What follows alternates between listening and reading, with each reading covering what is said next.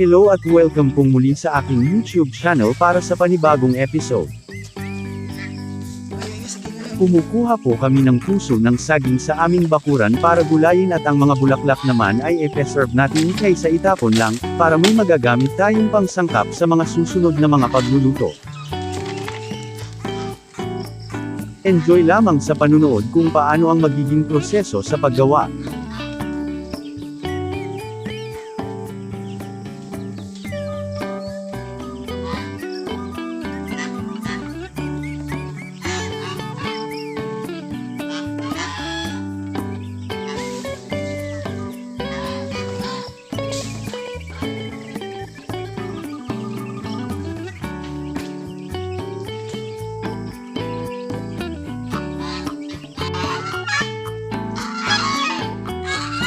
May dalawang puso na tayo at dagdagan pa dahil may isa pa sa kabilang area para marami ang magagawa.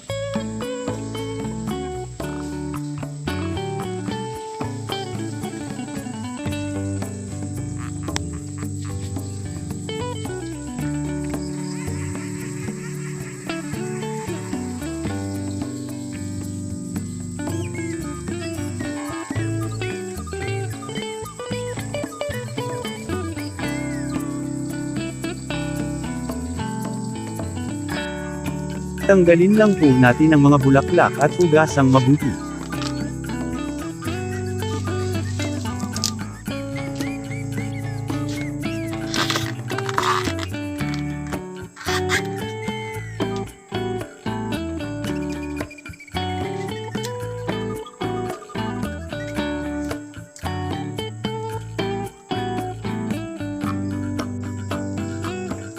Itong mga puso ng saging ay isasangkap namin sa dinuguan, maaari ring gawing torta o salad na may gata.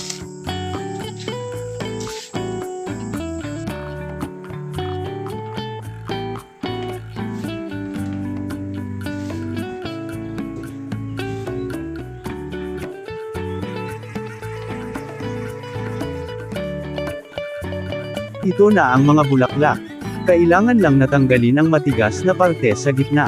Palito, kung tawagin sa amin. Hindi ko lang po alam kung anong tawag sa inyong lugar nito.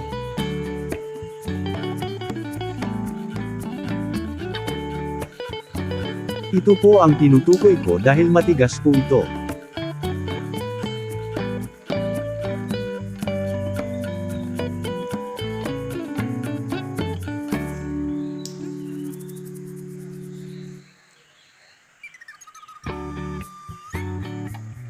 Tanggalin ko lang ang lahat bago tayo mag-proceed sa next step, pinapakita ko lamang po sa inyo ang parte na aalisin.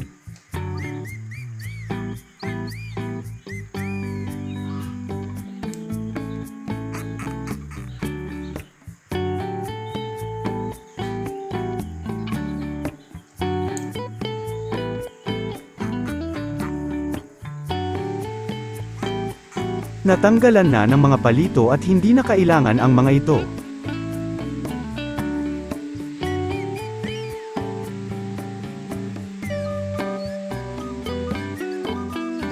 Umpisahan na nating magluto. Ito naman ang mga sangkap, suka, toyo, asukal, asin at ang star anise, na nagbibigay ng dagdag aroma. Yung asin ay sa last part na po gagamitin.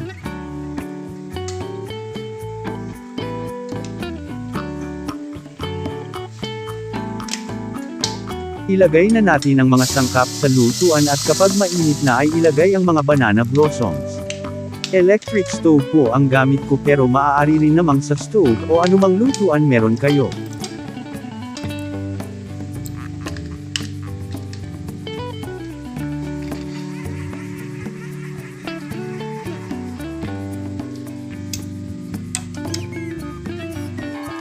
Ang dami po ng mga sangkap ay depende po sa dami ng mga bulaklak at kung ano ang preference natin.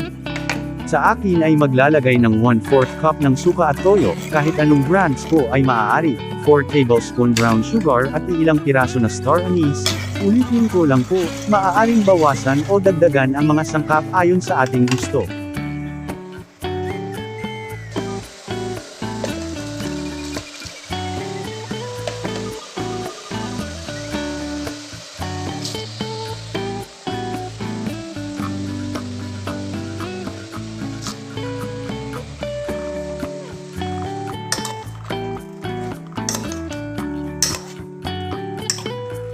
Haluin para man-distribute ang liquid at ma-absorb ng bawat bulaklak.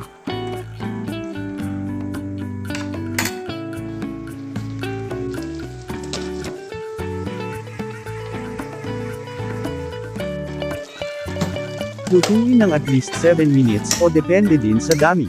Kung mas madami ay mas matagal ng ilang minuto, o hanggang ma-absorb na nila ang liquid.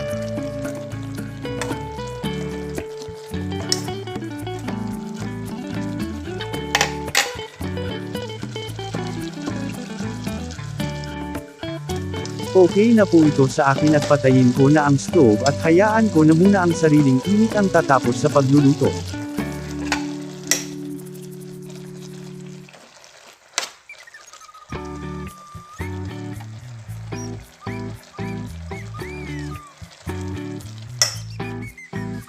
Inalis ko na ang liquid dahil hindi na natin kailangan.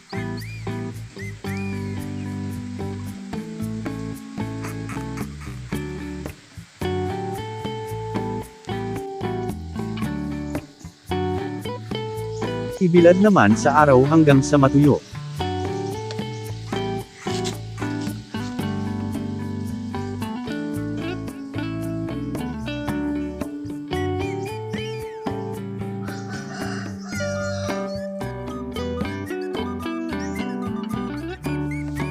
Kapag medyo natuyo na ay dito na natin lagyan ng asin. Itong ginawa ko ay medyo may moisture pa pero maaari din namang ulitin sa susunod na araw ang pagbibilad. Pinapakita ko lang po ang huling proseso.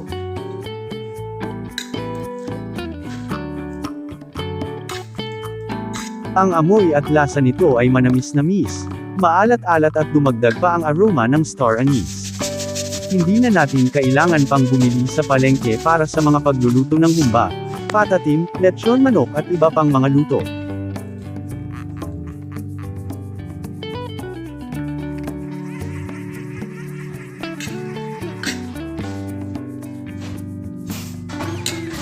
Pagkatapos ay ilagay sa isang container at maaari nang ilagay sa refrigerator for future use.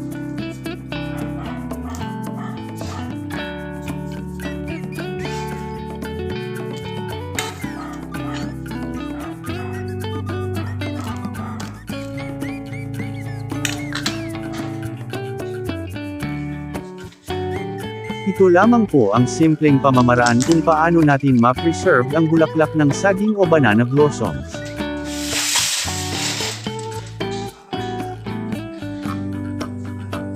Maraming salamat po sa inyong panunood.